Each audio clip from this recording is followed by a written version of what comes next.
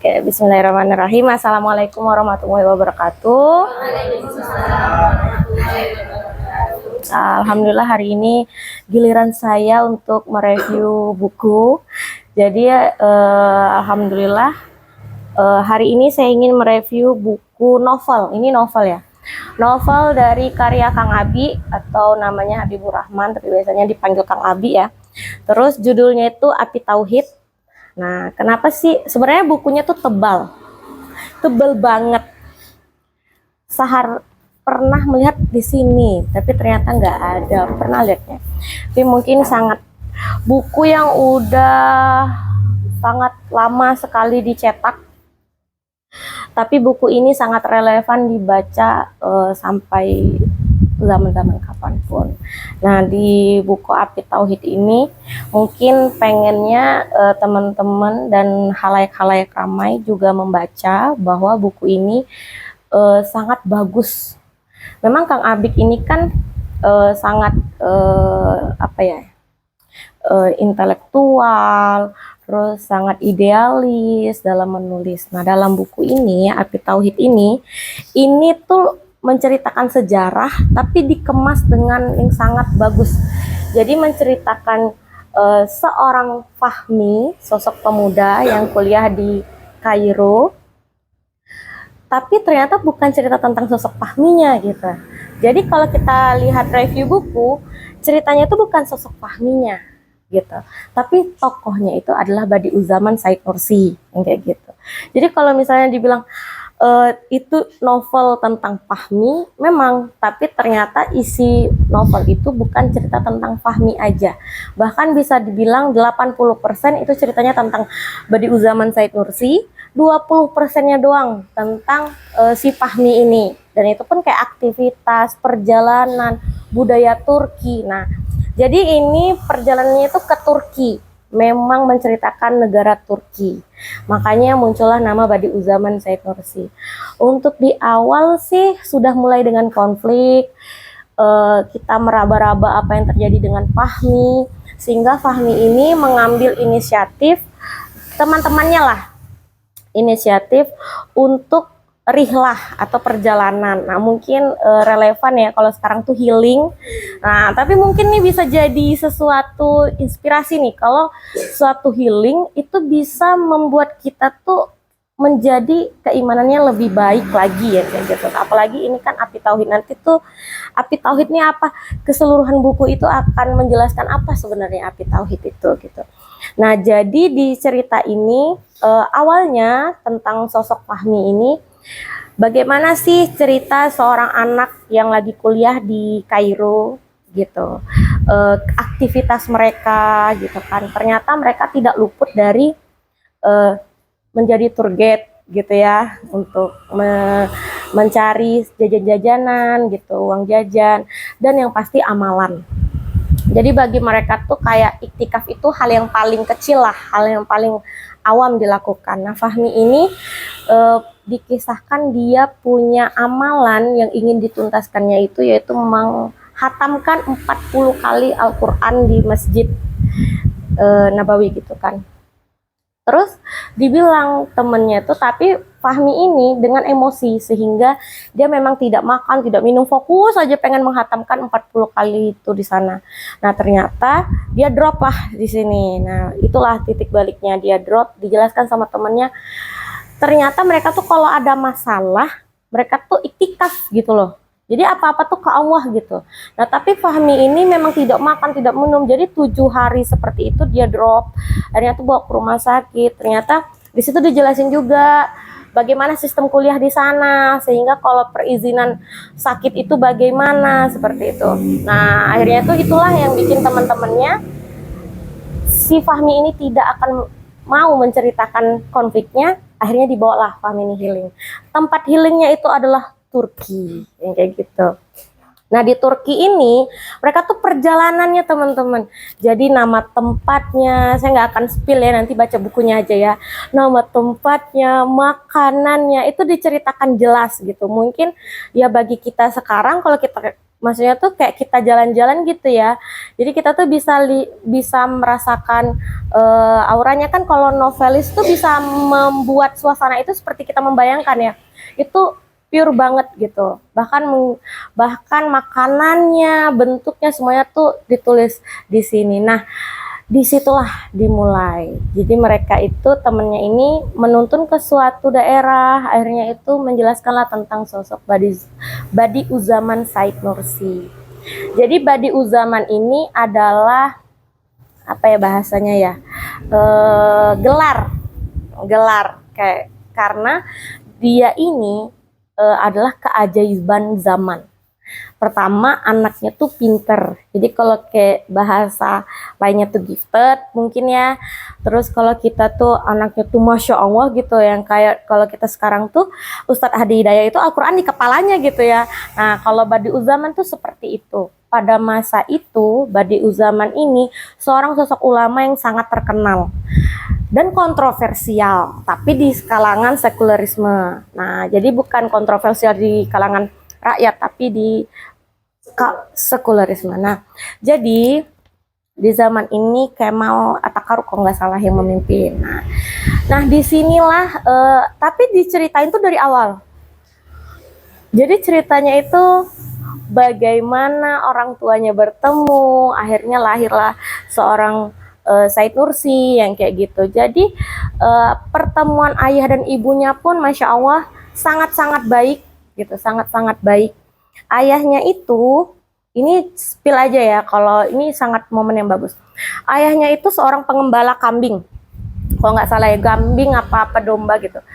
Setiap mau ditaruh ke ladang, dia akan ngikat mulut kambingnya itu, mulut hewannya itu, sampailah di atas dibawa ke ladang yang halal lah bahasanya, orang bolehin lah atau ladang dia lah, baru dia buka, baru dia makan. Nah suatu itu saking dia tuh menjaga kehalalan yang dimakan oleh hewannya gitu. Nah akhirnya tuh pas satu masa dia kecolongan lah, salah satu hewannya itu memakan rumput di ladang orang lain. Itu rumput ya, bukan ini. Nah itu dia tuh aduh gitu, resah. Akhirnya dia bawalah kambing dia itu menemui si pemilik ladang. Nah pas pemilik ladang itu dia bilang, ada apa? Kata pemilik ladang gitulah. Ternyata dia minta maaf karena kambingnya ini memakan rumput, padahal tuh mungkin ya dimakan satu domba itu cuman berapa, mungkin kita tuh nggak pikiran nggak apa-apa lah, tapi bagi dia enggak, karena keridhaan Allah, kehalalan itu penting. Dan di sanalah ternyata bapak itu memiliki anak. Jadi bapak itu melihat, wah pemuda ini sangat jujur gitu, akhirnya tuh dijodohkanlah dengan anaknya, dan ternyata anaknya ini juga soleha, sangat-sangat soleha. Jadi di masa ayahnya ini Turki itu bener-bener Islam di masa ayahnya. Jadi itu bener-bener kayak akidahnya tuh bener-bener bagus. Makanya ayahnya bagus, ibunya juga bagus. Akhirnya mereka menikah. Nah menikah itu memang mereka sepakat. Nah itu bagusnya, mereka sepakat satu menjaga kehalalan apa yang ada di rumah, makannya, uang, pokoknya semuanya lah, pokoknya halalnya dijaga. Yang kedua, menanamkan fitrah Islam untuk keluarganya. Nah itu, jadi kesepakatan dua orang ini kan, kita bahasa sekarang kan visi misi pernikahan nih, itu sudah ada di zaman mereka gitu. Dan ternyata benar, mereka tuh memang, kita mencari pasangan itu memang sesuai dengan visi misi kita gitu. Nah cocok nih mereka, akhirnya mereka menikah dan lahirlah seorang Said Nursi. Nah kenapa sih Said Nursi ini dibilang Badi Uzaman gitu? Ini nih nggak cuma di buku ya, tapi ini nih juga sering lah biografi. Jadi kalau diomongin ini bukan spoiler, tapi di biografi juga sering kok. Said Nursi itu bisa menyelesaikan sekolah dalam 3 bulan yang harusnya 15 tahun, yang kayak gitu. Jadi emang pinter. Bahkan ada suatu masa umurnya tuh masih remaja, tapi karena bacaan bukunya tuh cepet nempel gitu, jadi para ulama, salah satu ulama itu nggak percaya kalau dia bisa, sedangkan guru-gurunya percaya gitu kan. Akhirnya dia pernah dites, jadi disidang lah gitu, dan dia bisa maksudnya tuh bukan menang ya, menaklukkan lah dalam hal debat tersebut kayak gitu. Disitulah akhirnya orang percaya bahwa dia tuh wah hebat banget nih kayak gitu. Nah ternyata dari situ, dari pemikirannya yang sangat unik, Jadi Said Nursi ini logikanya tuh sangat Islamiah lah bahasa kita tuh. Jadi dia tuh sangat bagus menjelaskan Islam dalam bentuk logika, menjelaskan Islam dalam bentuk dakwah, itu sangat bagus sekali. Sehingga dakwah dia ini juga sangat relevan untuk Islam Islam modern, teknologi, itu nyambung semua gitu. Dan dia juga nggak cuma tentang buku-buku Islam aja, dia juga baca buku kimia, fisika, kedokteran, itu tuh ludes secara otodidak. Nah gitu, itu sangat bagi orang tuh, wah kok bisa. Nah pada saat itulah ketika dia lagi, kalau kita tuh kayak usaha lagi ulama, lagi bener-bener viral ya kayak zaman sekarang. Jadi dia ini sangat gencar lah, kayak di sekolah-sekolah madrasah tuh juga diajarin tentang keilmuan-keilmuan gitu. Tapi bertentangan lah di saat itu, karena di saat itu kan pada masa itu sekularisme itu terjadi. Jadi dia ini dianggap salah satu akan mengembalikan masa yang lalu. Kenapa sih sebenarnya pemimpinnya itu Muslim, keluarga Muslim, tapi mungkin pemikiran ya, memang jelas ke pemikiran. Jadi berpikir bahwa Turki itu akan kolot kalau seperti itu. Makanya muncullah sekularisme itu, di mana pelajarannya itu dari abjad Turki menjadi alfabet kan. Nah, dari bahasa Turki itu dimasukin bahasa-bahasa barat yang seperti itu. Gak cuman itu aja, maka budaya-budaya pun diubah semuanya, karena mereka berharap kemajuan Turki itu sama seperti kemajuan barat kayak gitu. Karena tolak ukurnya tuh barat deh, kayak kita sekarang tuh apa-apa barat kayak gitu. Tapi Said Nursi ini enggak, makanya madrasah di saat itu tuh minim banget, karena di bapak Said Nursi itu masih kental banget Islamnya, di Said Nursi itu kayak semuanya tuh dihanguskan gitu. Makanya Said Nursi itu pengen diriin madrasah lagi kayak gitu, tapi itu nggak bisa karena sulit lah. Jadi Said Nursi ini kalau dibilang pejuang banget. Jadi sehingga kalau dulu tuh kalau di kehidupannya itu masuk penjara itu hal biasa. Ada aja fitnahnya, apa-apa masuk penjara, keluar lagi masuk penjara, keluar lagi masuk penjara. Bahkan ditaruh di daerah yang sangat asing gitu, supaya nggak ketemu orang gitu. Nah, jadi Said Nursi ini hebatnya,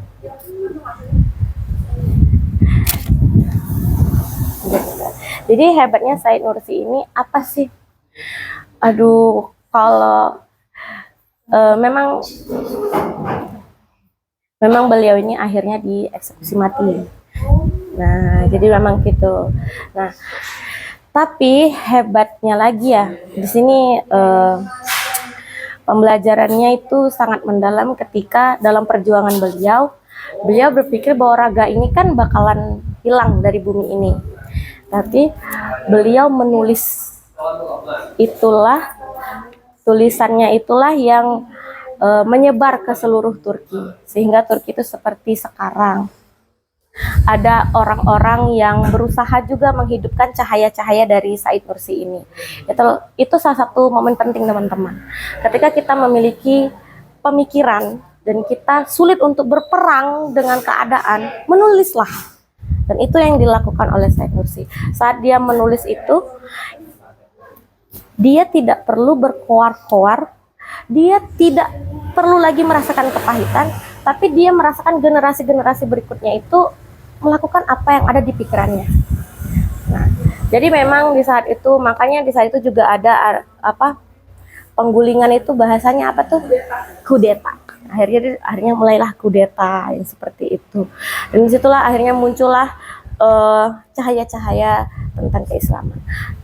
Sampai sekarang ini mungkin kalau Turki itu agak-agak gimana ya? Ya maksudnya tuh masih lah ya, bahkan ada yang bilang kayak kita mencari sejarah Islam tapi belum tentu di sana orangnya paham tentang Islam. Nah, seperti itu. Dan itu memang banyak sekularisme, maksudnya tuh di saat itu orang-orang banyak mendukung Kemal Atatürk itu. Jadi kan pasti keturunan-keturunannya banyak ya, maksudnya itu berpikiran secara kita nggak harus Islamiah kayak gitu, kita harus gini gitu. Nah, itulah teman-teman ya, mudah untuk menghancurkan satu negara ya dengan pendidikan aja. Jadi di saat itu madrasah hilang, maka itulah efeknya gitu. Jadi bahkan kalau mungkin ini disclaimer aja, tapi nggak semuanya ya. Tapi pernah teman itu berkenalan dengan orang Turki, dan itu mendapati hal yang sama. Mereka di usia 40 baru mau sholat, yang kayak gitu. Iya, iya, iya. Jadi kayak, kayak gitu. Padahal kita udah ngerasa kayak, wah, ini hebat nih, Konstantinopel gitu.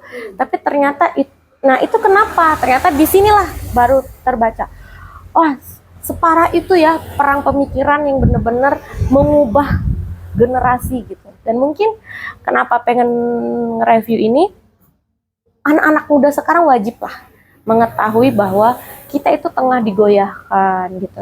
Nah, ada kutipan Said Nursi itu bagus banget sebelum waktu dia lagi di masa-masa peceklik lah bahasa kita ya, penceklik lah di saat Al-Hantaman. Dia bilang gini, di dalam rahimnya Turki akan lahir putra Barat, dan di dalam rahim Barat itu akan lahirlah putra-putra Islam. Seperti itu. Karena apa ya, pemikiran itu kan dinamis gitu, nggak cuma satu titik, pasti akan berputar. Ketika mereka sudah puas kayak Barat ya, puas dengan Barat, maka mereka akan mencari tentang keislaman. Assalamualaikum. Gitu. Jadi sehingga seperti itu. Oke, salam.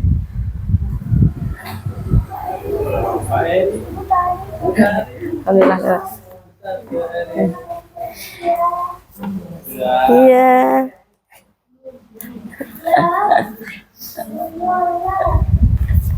Semua Bu ya lah. Gavin. Nah, jadi itu teman-teman ya. Sehingga, nah, Fahminya itulah. Fahmi itu cuma nyempil aja. Tapi Fahmi ini tentang Fahmi ini akhirnya start. Kenapa sih konflik Fahmi ini akhirnya tergambar lah. Fahmi ini anak yang cerdas, dia cerdas, kuliah di Kairo, terus amalannya bagus, soleh gitu ya. Ternyata dia punya hubungan lah gitu, dijodohkan lah sama seorang kiai itu punya anak, terus sangat disukai lah karena anaknya Masya Allah. Kiai itu kiai yang punya pondok pesantren gede lah gitu di Jawa.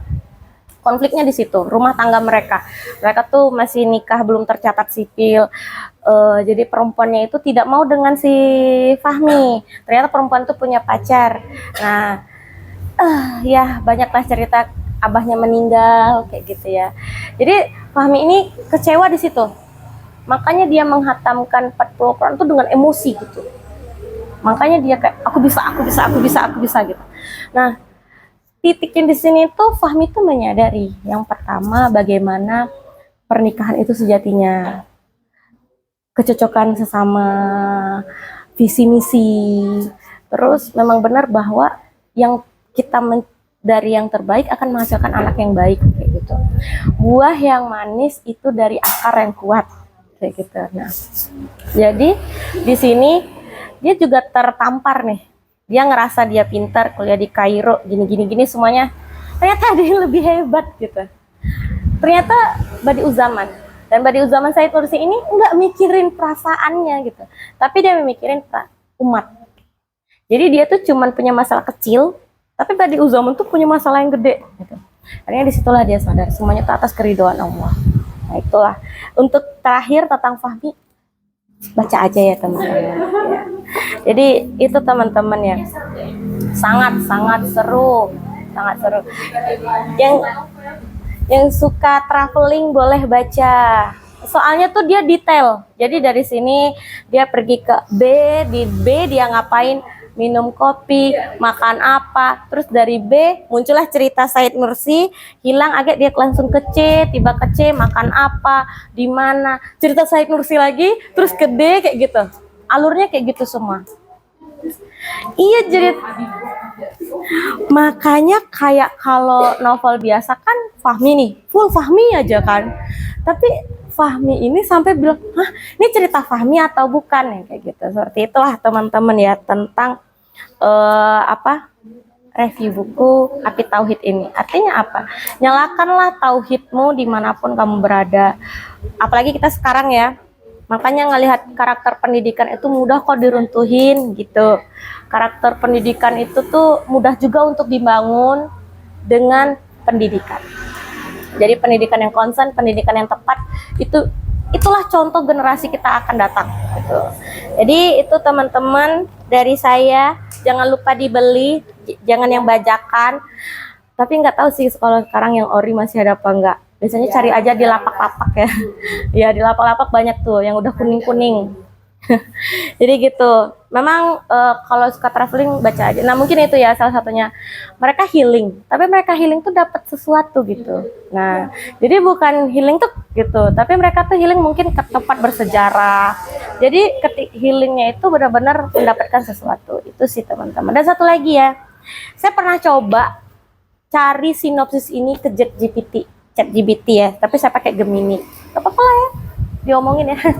Gemini gitu ya, pakai AI pokoknya. Wah itu, hancur ini sinopsis. Wah, nggak benar, tidak pas. Jadi langsung kayak wah gitu kan. Mungkin dia apakah, tapi dia detail. Nah itu berbahayanya, dia detail. Jadi detail tuh maksudnya gini. Kalau sinopsis kan cuman sekelebat ya. Terus apakah coba tulis quote-nya Said Nursi, ditulis. Wah, jadi percaya nih. Terus, apa yang terjadi sama Said Nursi? Dia ceritain tapi secara umum. Pas dipahaminya itu baru ketahuan ternyata beda. Siapakah istri Fahmi? Fahmi tidak punya istri. Fahmi ini. Dia ngebet dengan jalannya sendiri gitu. Oh, nggak bisa. Ternyata memang benar ya teman-teman. Kita harus baca novelnya langsung gitu. Janganlah cari itulah artinya kan ChatGPT aja bisa juga mengecoh ya. Itu benar-benar mengecoh ending dari cerita ini. Jadi langsung situ kayak wah, itu bukan ndak pas lagi. Udah salah. Siapakah istrinya gitu? Oh enggak, istrinya itu bukan si anak kiai. Ngarang sendiri. Si Nuzula itu adalah temannya yang sangat mencintainya dalam diam. Nggak ada. Jadi gitulah teman-teman ya. Semoga dibeli bukunya, dibaca, karena mungkin ini juga warisan. Ini bakalan jadi turun-temurun untuk kita. Ini nggak akan pengaruh zaman, insya Allah. Oke, terima kasih. Wassalamualaikum warahmatullahi wabarakatuh. Ada yang